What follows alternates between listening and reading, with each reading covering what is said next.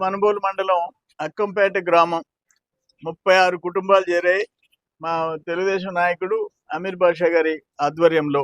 ఇంక ఇదంతా చేపల చంచయ్య, నాటకం శ్రీహరి, కంట్రాతి వెంకటరమణయ్య, కందలి అంటే అన్ని పేర్లు చదవటం చాలా పెద్ద 36 కుటుంబాలు చేరినాయి ఒక చిన్న పంచాయతీలో.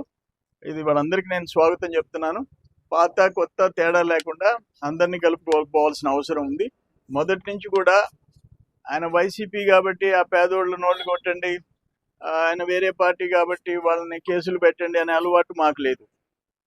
లాస్ట్ 5 సంవత్సరాలు, గత 5 సంవత్సరాల్లో తెలుగుదేశం కార్యకర్తలు, నాయకులు నానా ఇబ్బందులు పడ్డారు. వాళ్ళ ఆస్తుల్ని కాపాడుకోవటం పెద్ద సమస్య అయిపోయింది. హైకోర్టు దాకా తిరగాల్సి వచ్చింది. అన్ని ల్యాండ్ రికార్డ్స్ మార్చేసేసారు. అందుకే 3 తహసీల్దార్లు సస్పెండ్ అయినారు.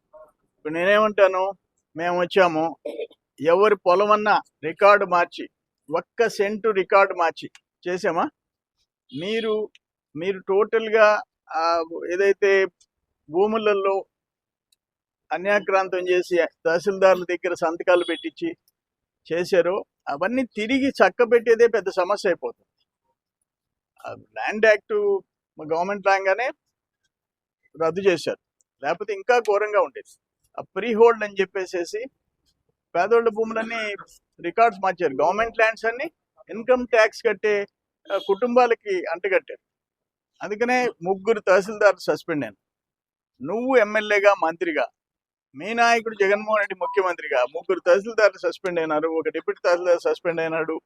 ఎక్సైజ్, రెవెన్యూ, ఎంతమంది సిబ్బంది ఉద్యోగాల నుంచి సస్పెండ్ అయినారు.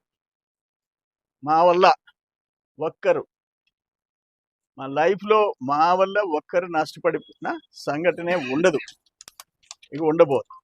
అందుకని వీళ్ళందరూ కూడా రియలైజ్ అయ్యి విషయాలు తెలుసుకొని తెలుగుదేశం పార్టీలో చేరుతున్నారు. వాళ్ళందరికీ హృదయపూర్వకంగా స్వాగతం పలుకుతున్నాను.